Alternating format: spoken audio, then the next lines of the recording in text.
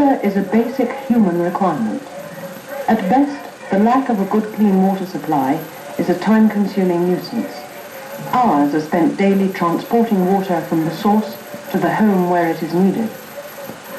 We all need water for the same reasons and functions: to drink, to wash, to prepare food, and to grow that same food. When it is in extremely short supply, vegetation, both natural and cultivated, withers and disappears, affecting first the livestock and then the people. Nutrition suffers. Feeding the family ceases to be a mere chore as it veers towards the impossible. Children are denied the right to grow healthy and strong. The infirm become weaker. Hunger is an accepted part of normal life.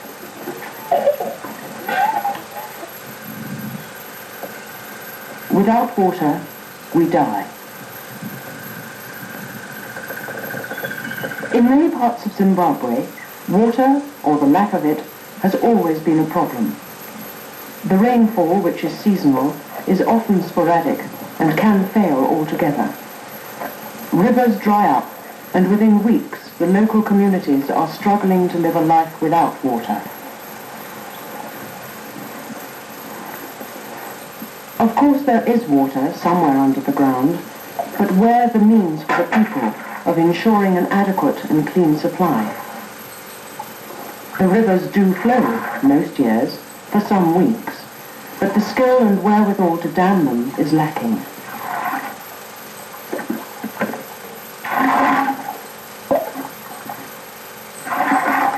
Zimbabwe is a country where the needs of the majority, those living in the rural areas, were for decades ignored.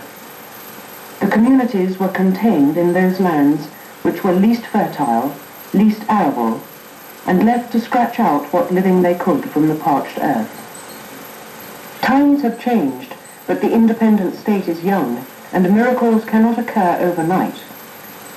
In this, the southwest, and one of the drier areas of Zimbabwe, the initiative to improve what was for some an almost non-existent water supply came from that section of the people which the world over is burdened with the feeding of hungry mouths, the women. The Vashandiri, the women of the Evangelical Lutheran Church of Zimbabwe, led by Mrs. Shirley, the wife of the bishop, were determined that an answer be found to the constant anxiety caused by lack of water in the rural areas. Without water, a woman suffers more than anybody else. What we need now is not only water in the country, but close to the homes where women can get water close. Some women in the rural areas, they can walk for 4 hours going to fetch some water, 4 hours coming back.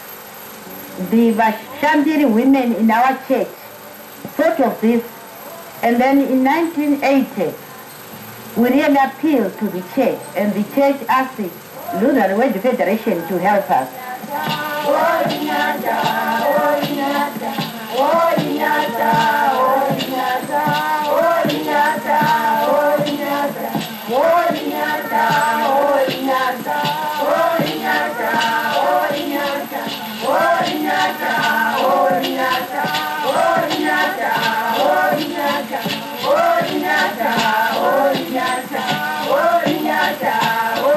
There should be an effort to bring water to the people, not just those of the Lutheran Church, but to all people in need.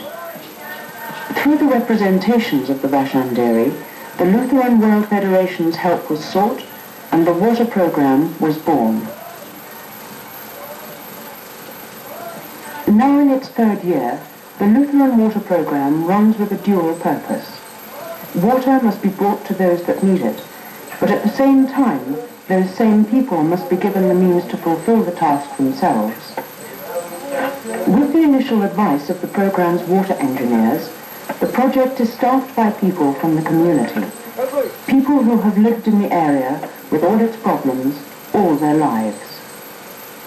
The engineers will move on to other areas of need, but they will leave their knowledge and experience where it is most needed, among the people.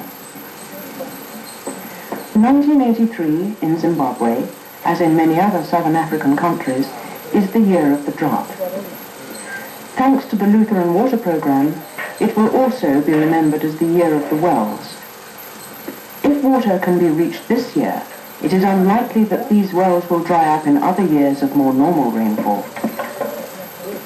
The project is at present operating in the south and west of the country, Mburengwa, Konda, Bikebridge, Shishavani and Mwenezi, where communities without adequate water are located by the program supervisors and organizers, and work can begin.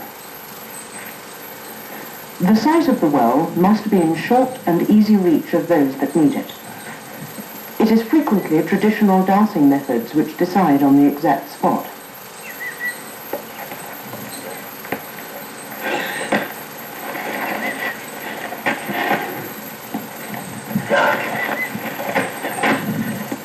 As the dowser is very often the well sinker himself, he is anxious to make doubly sure that the chosen site will provide sufficient water as easily as possible.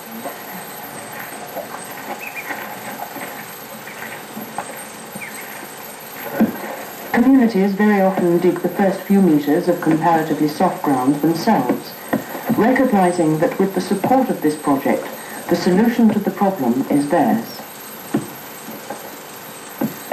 The well-sinking teams trained within this program move in to complete the task once it becomes beyond the capabilities of the people and mere hard work. Each team is led by an experienced well sinker. He is responsible for the progress of the well and is paid for the depth that has been dug on a scale according to the hardness of the rock. A well is considered to have been dug deep enough when at least 50 mining buckets of water are being lifted per day, enough to serve the needs of 10 families.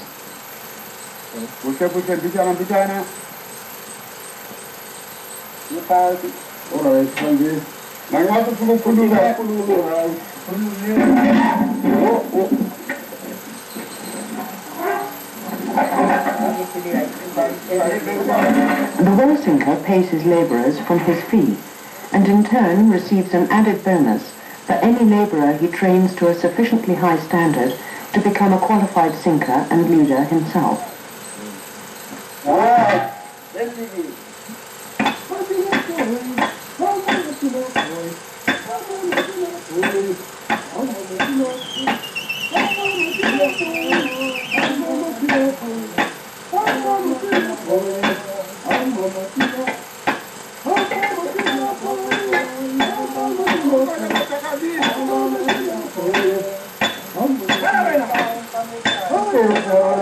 No man is considered until he has completed an explosives course and obtained a blaster's license.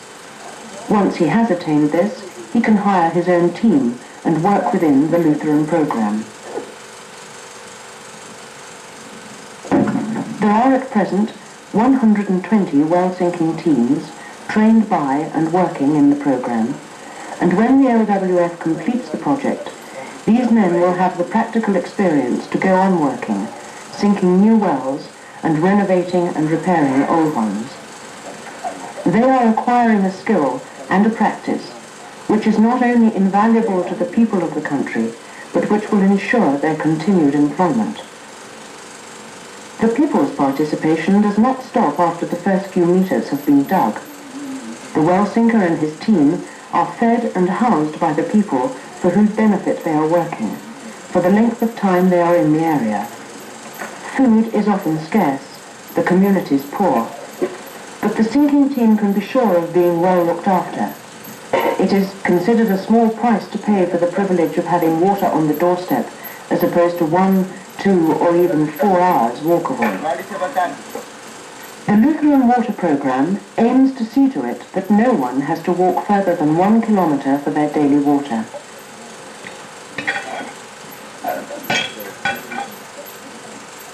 The fitting of the pump is the next stage, another skill being learned for the long-term benefit of the people.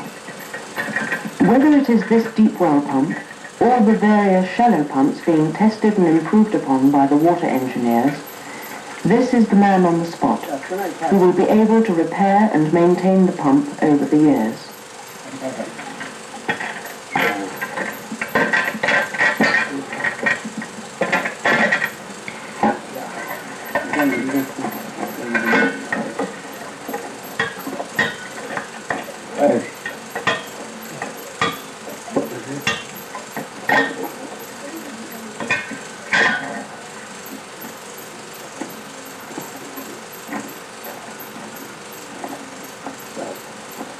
What are the conditions?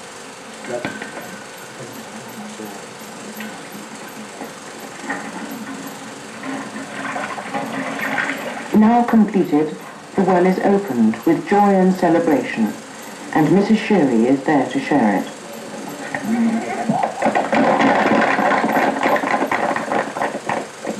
I'm going to talk about how this project started. It took us, the Vachambiri group, the committee, and the assembly 3 years before we got the solution about this problem. So they asked the money from the Northern World Federation, and then here we are. A dream became true. And again it was the women of the community who were instrumental in a further development of the water program. The growing of vegetables is traditionally women's work. In rural areas where people live on what they can grow, vegetables are an invaluable source of minerals and vitamins in an otherwise staple diet of maize meal and only occasional meat.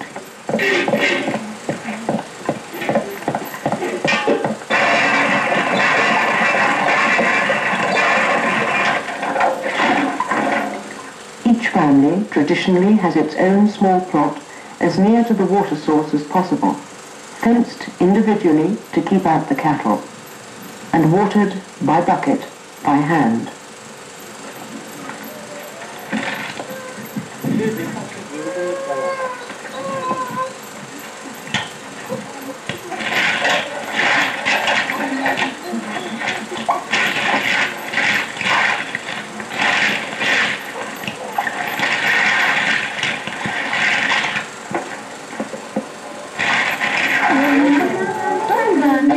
The departure from this individual way of cultivation to one based on a collective ideal is not easy for all people to accept, especially the men. Where life is so precarious, wealth, however meager, in the form of livestock and land, is of vital importance.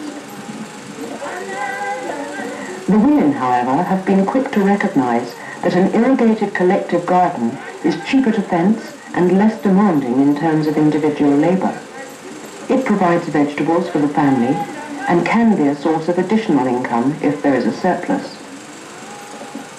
All aspects of the water project, wells, dams and gardens, have committees through which decisions are made, and although they are generally led by men, the voices of the women are heard loud and clear.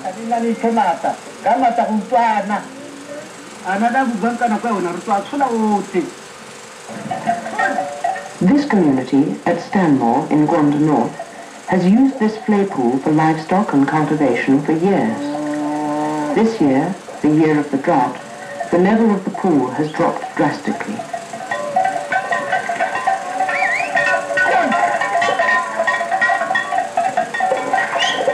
The people sought the advice of the Lutheran Water Program, and working on a dollar-for-dollar basis, where for each dollar raised by the community, the LWF will match it with a similar sum, a trench has been dug and a wall is being constructed to help combat seepage from the pool.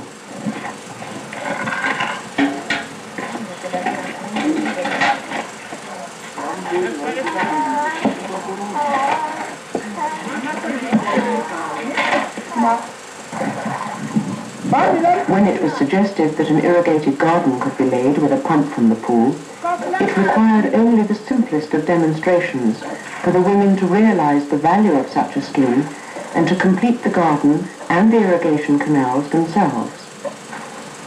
Within 2 months of the suggestion being made, the pump is installed, the canals built, the water is flowing, and the first vegetable crop is on its way.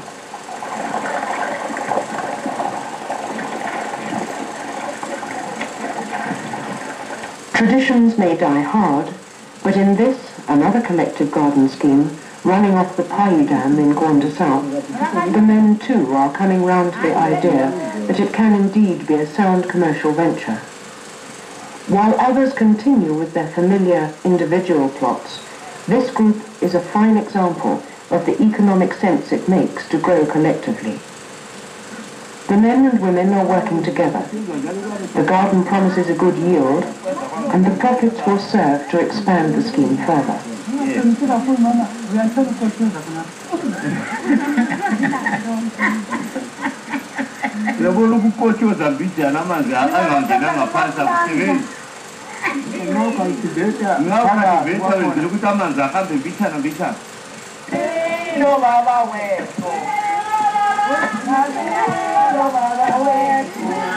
Word spreads fast in Africa, especially when it concerns new methods and ways of improving standards of living.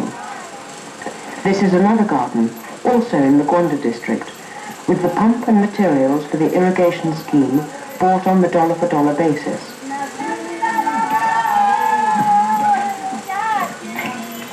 The existence of the Salonga Dam means that the garden will flourish and the cattle survive even in years such as this.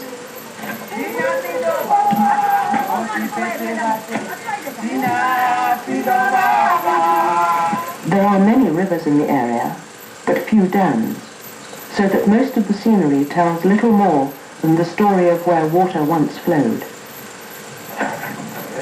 Building dams is too often considered to be a job solely for the experts, for there is much of the process which can be undertaken by the sheer hard work of the people. It is hard labour. With tools, shovels and wheelbarrows provided by the Lutheran Water Programme, the people here at the Songa cleared the riverbed of sand. They carried rocks and clay and built the masonry core of the dam wall. On a small dam such as this, the entire project can be completed with volunteer labour, coupled with the determination of the People's Water Committee, here working together to complete before the next rainy season.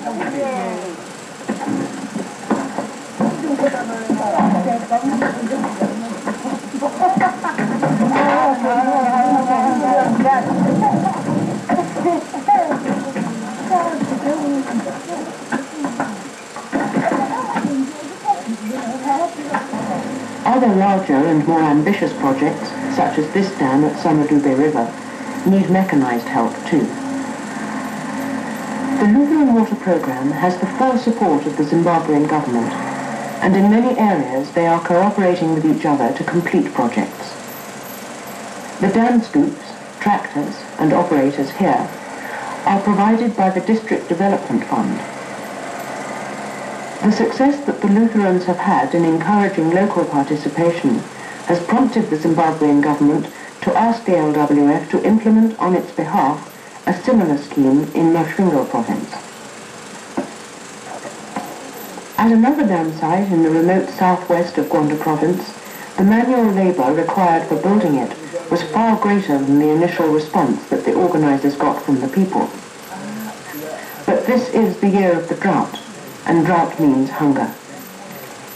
And so it was decided to introduce food for work. At first, stones in large quantity were needed to construct the masonry core, and people were accredited for each barrow load of stones they fetched to the site, for bags of maize meal. The response was so great that there weren't enough barrows to go round, and the work proceeded at a rate that exceeded all hopes. Those without barrows carried by the only other available method, on their heads.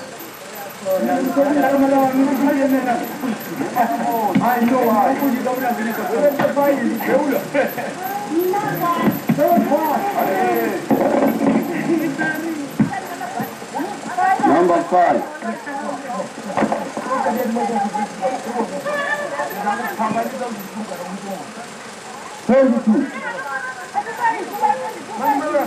Five with that advance. 74, 5, 22, 37.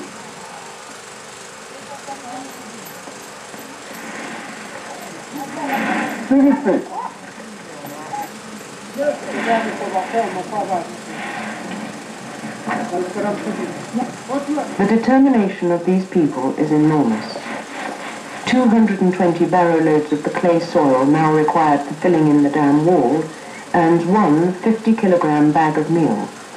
and one needs to transport 7 loads an hour for 8 hours a day to earn this in a week. However, this inducement has proved sufficient for the completion of the dam to be a certainty before the next rains, hopefully, fall. The dam will be completed with the help of the Zimbabwe government's District Development Fund, giving all those working on it, and more besides, a more secure and healthy life. Whatever our lifestyles, wherever we live, our basic needs are the same. Irrespective of culture, colour and class, man shares one universal aim: to work to improve life for himself, his children and his children's children. The basic necessities are the means to provide shelter and food for the family. Some have the benefit of a well-developed infrastructure, which provides these as a matter of course. Others are still struggling on the road to attain this. It would take only the tiniest fraction of the wealth of the developed world to make that struggle bear fruit. To give to every man, woman and child the only right which can be claimed by all, the right to live.